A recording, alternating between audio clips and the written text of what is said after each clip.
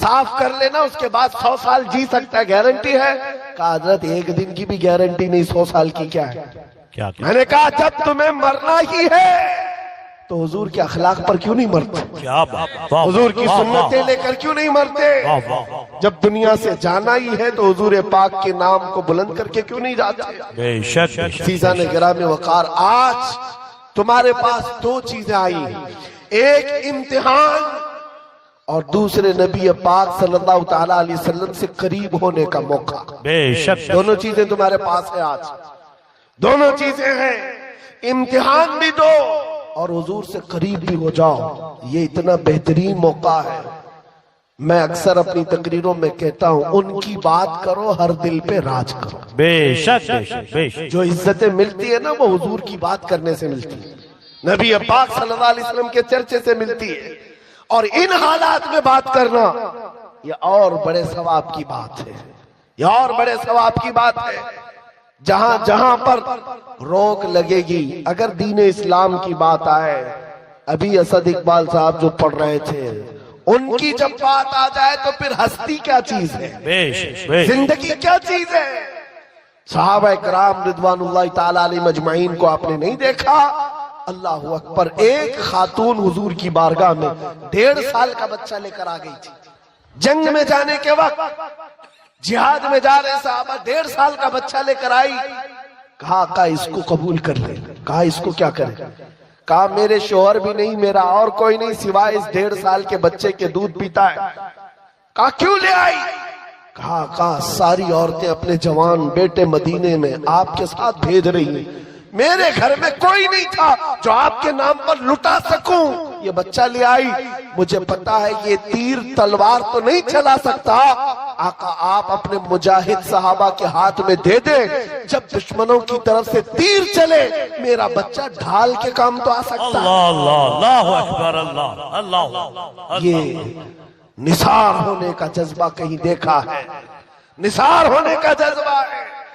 آج لوگوں کے حالات ایسے ہو گئے، ڈرے سہمے ہوئے، ہر کوئی ایک دوسرے کو ڈر کے ہی میسج دیتا رہے۔ میرے عزیزوں ایک بات یاد رکھو، خوف نہ رکھ رضا ذرا، تو ہے عبد مصطفیٰ، تیرے لیے امان ہے، تیرے لیے امان ہے۔ تمہارا عقیدہ کیا ہے؟ میں آپ سے ایک سوال کر رہا ہوں، میں زیادہ گفتگو نہیں کروں گا اور آپ کو تھکاؤں گا بھی، جو مجھے میسج دینا تھا وہ میں دے دیا۔ دو چیزیں یاد رکھیں، ہر وقت حق بات اور دفاع اسلام میں جواب دینے کے لیے تیار رہنا ہے، تیار رہنا ہے۔ جب تمہارے جسم کے ٹکڑے کرنے کی بات آئے اور کہیں باندھ کر کے مارنے کی بات آئے تو میرے عزیزوں کیا کہو گے؟ زبان پر کسی اور کا نام نہیں، اللہ اکبر ہی ہوگا۔ انشاءاللہ کیا ہوگا؟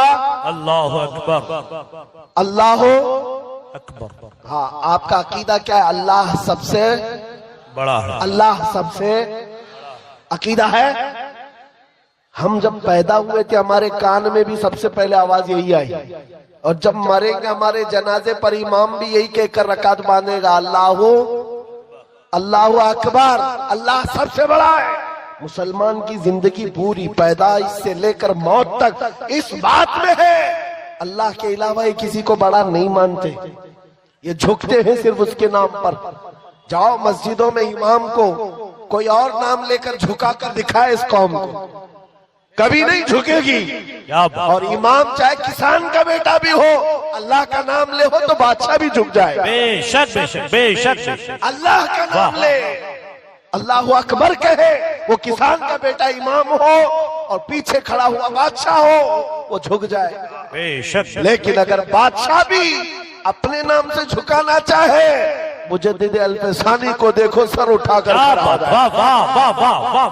اپنے نام سے کوئی جھکانا چاہے قوم کبھی نہیں جھک سکتی۔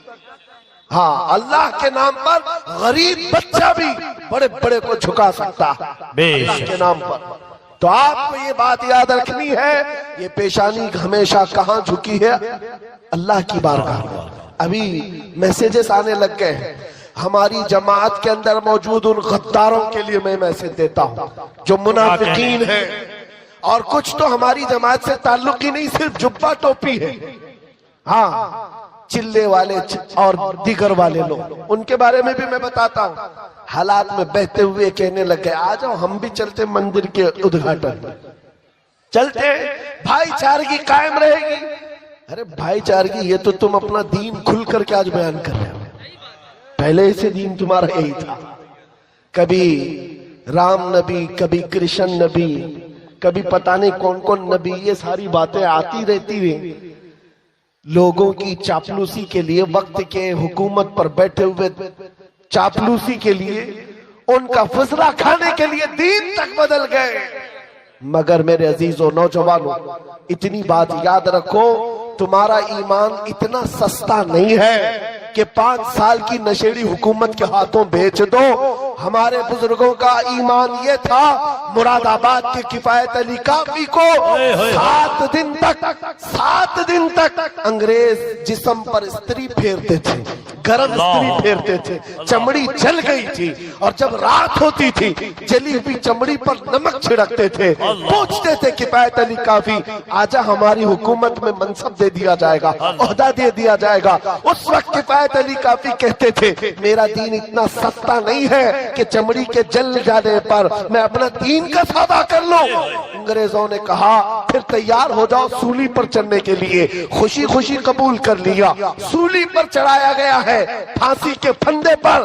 جانتے ہو کفایت علی کافی، علامہ کفایت علی کافی کو جب پھانسی پر لے جایا جا رہا تھا، انگریزوں نے پوچھا تمہاری زندگی ختم ہو گئی، اب بتاؤ کوئی آخری خواہش ہے؟ کفایت علی کافی نے کہا ایک خواہش ہے کہ مرنے سے پہلے نعت رسول پڑھ کر کے جاؤ، نعت رسول پڑھ کر کے جاؤ۔ اور پڑھا بھی تو کیا خوب پڑھا، یوں کہا کوئی گل باقی رہے گا نہ چمن رہ جائے گا، پر رسول اللہ کا دین حسن رہ جائے گا، سب فنا ہو جائیں گے کافی وہ لیکن حشر تک نام حضرت کا زبانوں پر چلن رہ جائے گا۔ یہ ہمارے آبا و اجداد، ہمارے بزرگوں کا دین ہے، جو چمڑی چھل جانے پر بھی میرے عزیزو دین کا سودا نہیں کرتے تھے۔ بے شک اور یہ تو 5 سال 10 سال کی بات ہے نا، اکبر بادشاہ کی حکومت پتہ ہے آپ کو 40 سال سے زیادہ چلی۔ ہاں مغل بادشاہ جو پورا دین بیزار گھر میں مندر بنا چکا تھا، اور اس نے نیا دین قائم کر دیا، دین الہی، اور اس کے خلاف جو کھڑا ہوتا اس کو مار دیا جاتا۔ لیکن حالات کو دیکھ کر کے ہو سکتا ہے اوروں نے خاموشی اختیار کی ہوگی، وقت کا مجدد الف ثانی احمد فاروقی سرہندی کھڑے ہو گئے جوانی میں، کہا دین اس سرزمین پر اسلام کے نام سے کوئی ہوگا تو صرف آمینہ کے لال کا ہوگا، کیا بات، بے شک بے شک، کسی اکبر کا لایا ہوا دین نہیں چلے گا۔ اس پاداش میں آپ کو 8 سال تک گوالیار کی جیل میں رکھا گیا۔ کیا ہوا؟ ہمت ہار گئے جیل میں جانے کی ڈر سے؟ نہیں میرے عزیزو، 8 سال کے بعد تو بادشاہ بھی مر گیا، اکبر بھی ختم ہو گیا، اس کا دین بھی ختم ہو گیا۔ اس کا بیٹا جہانگیر آیا تھا، جب پوچھا گیا کہ یہ جیل کے حالات کیا ہیں گوالیار کے، سنو عجیب بات ہے، ایک قاصد آ کر کے کہتا ہے ایک مولوی کو آپ کے بابا نے، آپ کے باپ نے 8 سال پہلے قید کیا تھا، اب حالات ایسے ہیں 700 قیدیوں کو تو اس نے جیل میں عالم بنا دیا ہے۔ واہ واہ، سبحان اللہ سبحان اللہ سبحان اللہ، یہ دین اسلام کے شہدائی ہیں، وہ سپاہی ہیں، وہ جہاں رہیں گے میرے مصطفیٰ کے نظام کی بات کریں گے، کیا بات، بے شک، جہاں ہوں گے حق کا اعلان کرتے رہیں گے۔ آج تو ہم یہاں بیٹھے ہیں، کل دار پر چڑھیں گے تب بھی یہی کلمہ کہیں گے انشاءاللہ، نہ گھبراؤ مسلمانوں خدا کی شان باقی ہے، ابھی اسلام زندہ ہے، ابھی قرآن باقی ہے۔ یہ ظالم کافر کیا سمجھتے ہیں جو روز ہم سے الجھتے ہیں، ابھی کربلا کا آخری میدان باقی ہے۔ بے شک بے شک، واہ واہ، آپ کو گھبرانے کی ضرورت نہیں ہے، ڈر کے ساتھ جینے کی ضرورت نہیں ہے، لیکن ضرورت ہے تو اس بات کی کہ شعائر اسلام کو کھل کر کے عمل کرو، ٹوپیاں چھپا کر کے، داڑیاں چھلا کر کے نہیں۔ آج کے دور میں ٹوپی رکھ کر کے جیو، داڑھی رکھ کر کے جیو، اگر کوئی چڑھتا ہے تو چھڑے، کوئی جلتا ہے تو چل کر مرے۔ تم ننگے رہنے پر فخر کرتے ہو، میں آمینہ کے لال کے اخلاق پر فخر کروں گا۔ کیا بات، یہ واہ واہ ہمارا مزاج ہونا چاہیے، یہ ہمارا مزاج ہو۔ لوگ فیشنیبل بن کر کے آج آدھی آدھی چڈیاں پہن کر باہر نکلتے، ان کو شرم نہیں آتی؟ تمہیں حضور کی سنتوں پر کیوں شرم آئے؟ ارے لوگ چوٹیاں رکھ رہے ہیں، بالیاں پہن رہے ہیں، چوڑیاں پہن رہے ہیں، مرد ہو کر پتہ نہیں بیچ کی مخلوق بن رہے ہیں، اور تمہیں حضور کی داڑھی رکھنے پر کیا شرم ہے؟